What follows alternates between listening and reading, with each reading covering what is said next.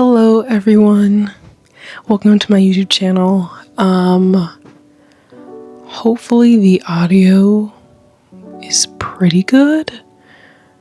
Hold on, take that cap off because something about this, it makes it sound worse, I think.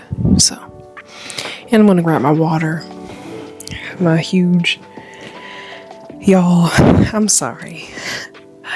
I have not been as consistent as I really wanted to. There's just a lot that's been going on. And I'm going to take pauses because I'm having heart palpitations.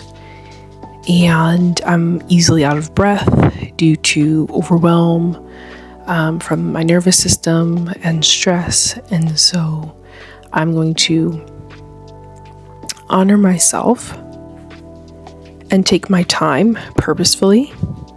Oop, my light just went out. To be able to share with you guys in a way that's healthy for both you and I. So this is just a little life update, a little bit of a little rant, I'm gonna be honest, and we'll see where we go. So grab a snack, grab your drink of your choice, and let's just yap it up a little bit.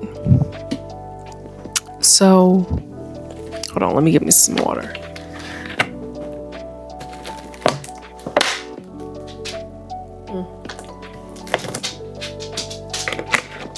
All right. Like, there ain't no light around here, no. I'm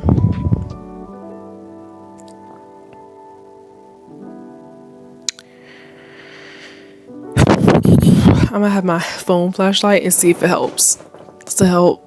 It helps a little bit. Okay. So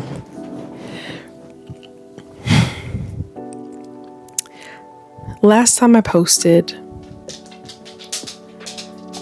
I noticed that I was having difficulty eating, swallowing, all those things. Turns out I'm not allergic to any food. I do not have mast cell activation syndrome. And I've gone back to eating food perfectly fine. Which is a great thing. That was like 3 months of not being able to eat stably due to the cause was officially noted as anxiety. So I just want to acknowledge that. If any of you have dealt or are dealing with symptoms, obviously go check that out by a doctor. Take my advice with a grain of salt, y'all. I am not a professional doctor, a licensed therapist, none of those things. This is just my own personal experience. But it caused me to have allergic-like reactions. So with that, that's what happened with that portion of my life. And then what happened afterwards was a little bit more interesting. So, hold on one second. All right. So where I had left off was,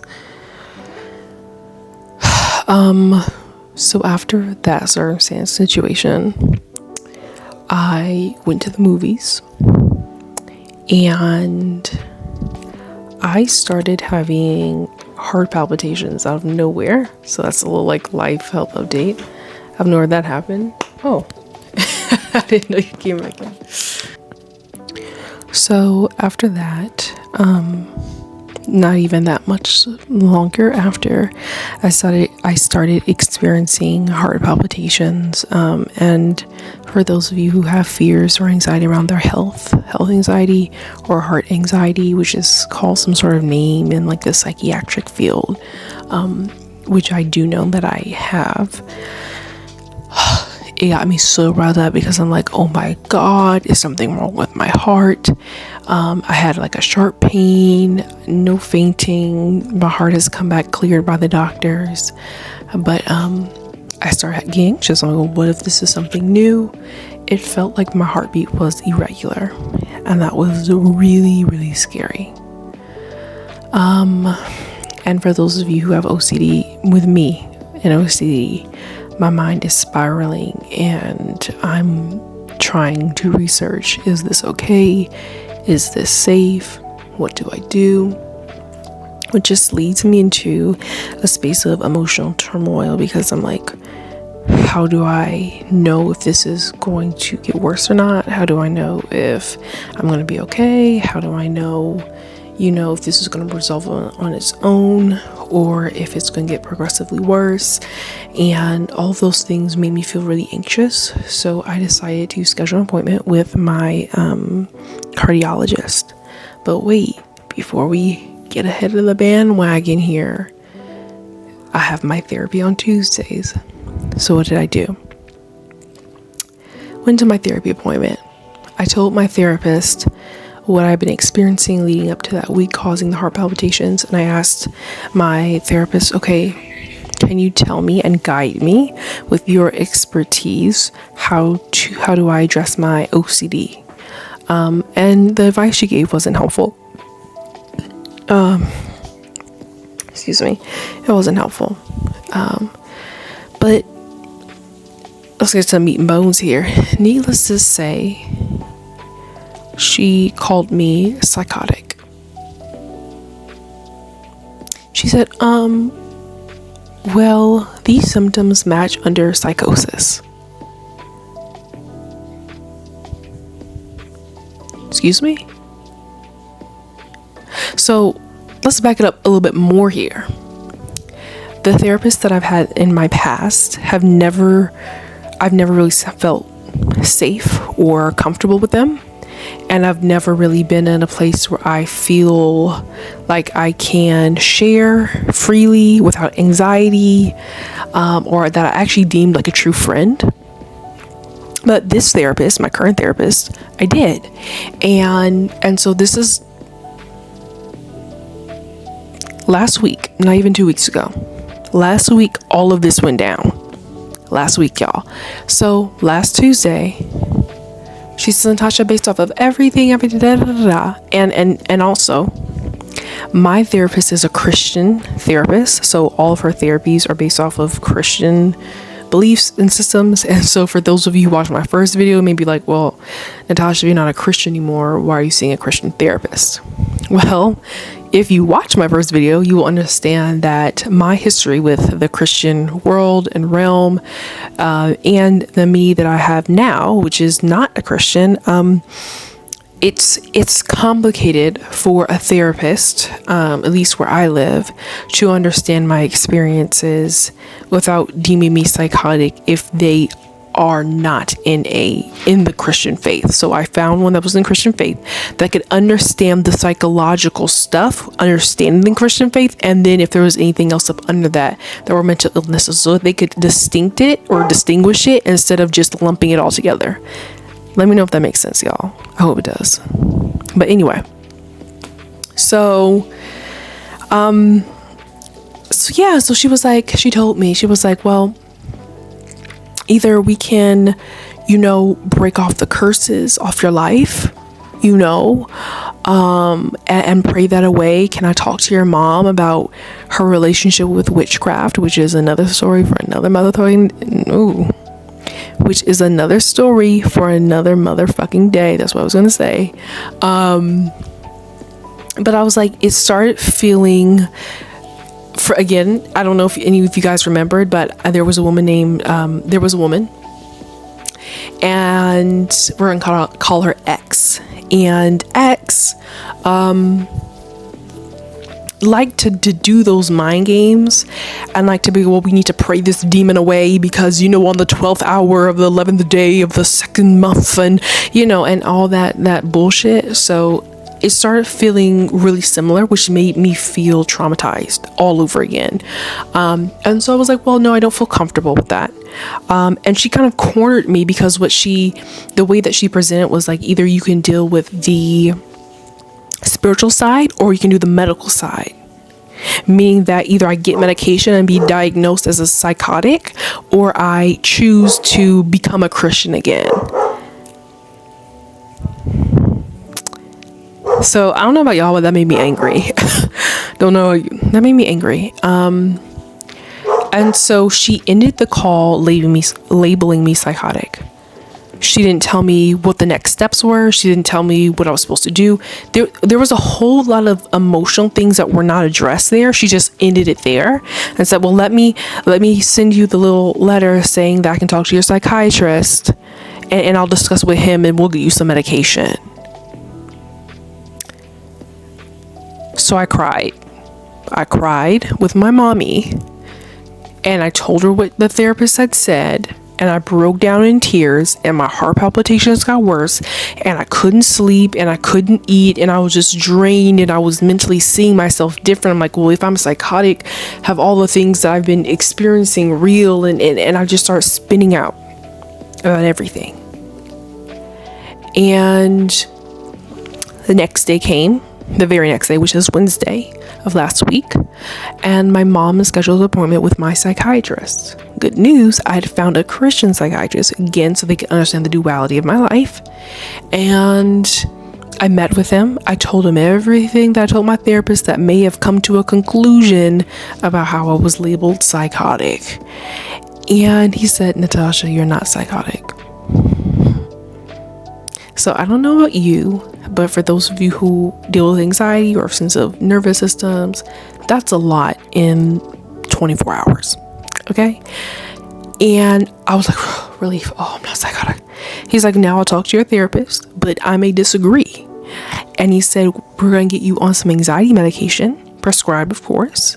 And I've been on anxiety medication. But he was like, but don't focus on that because the conversation I'm having with you right now is not a psychotic type of conversation. Right? So that's what he said. So into that call, I was feeling good. I'm like, okay. Whew, okay, so I'm not psychotic. I can relax and calm down a little bit. So then I was like, well, I feel like I need to address my heart palpitations. And so what did I do? Schedule an appointment with my cardiologist. Okay, so this is Thursday now. Now it had been a long week, y'all. It had been a long week with some family, I don't want to say issues, but family emergencies, more like it. There were some family emergencies. So people are in the hospital and really bad circumstances and situations. So it's just, that's made it difficult. So dealing with that, y'all. Okay. And on top of that, so on Thursday, I go see my cardiologist. They do EKG. I tell them what's going on. My cardiologist says, Natasha, this is most likely anxiety. I can give you some medication to lower the heart rate, but this is something that you need to talk to your psychiatrist about to help you. They did the EKG, they found nothing. We'd already done like the heart tracker and where like put the gel on you and they scan your heart. Yeah, so they did all of that. Everything has come back fine and normal. And we scheduled, he said something that did trigger me though. He said something, he was like, well, it could be this. Or I'm like, okay, well, what's that? It's some sort of surgery has to be done, whatever.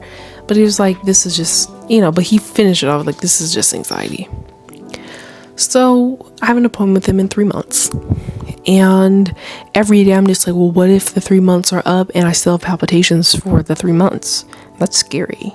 You know what I mean? So there's that. So there's a lot of stress and worry in this current week that I'm living through. I'm like, oh, sucks. But yeah, everything with that came back fine, normal. So I was able to relax, but difficulty exercising came, which was scary for me because I'm like, well, doesn't mean something's really wrong with my heart. Walking up and down the stairs, I still haven't fully recovered from. I've been tracking it with like my watch, but I've been trying not to check my watch to see if anything is wrong or not, or if I'm having palpitations with or without heart rate increase.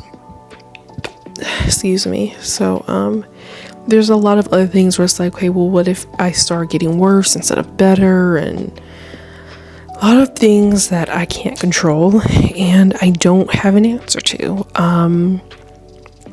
So I'm doing my best, and they've honestly gotten better, but they're not gone. And so that, scares and concerns me, because I'm like, well, it's been almost 3 weeks by tomorrow, and they haven't gone yet. So what if this means something really bad is happening? And so, yeah, y'all, that's where I've been. That's where I have been.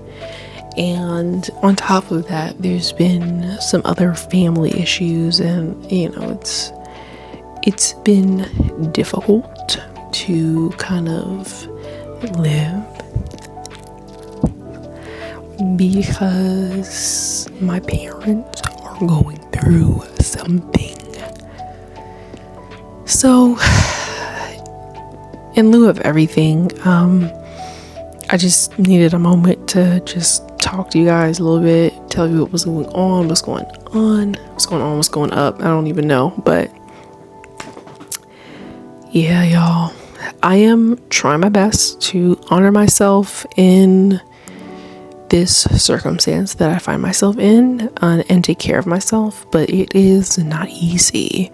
And even now, I'm having a very hard time with my OCD about my heart rate. I want to check it and make sure everything's okay.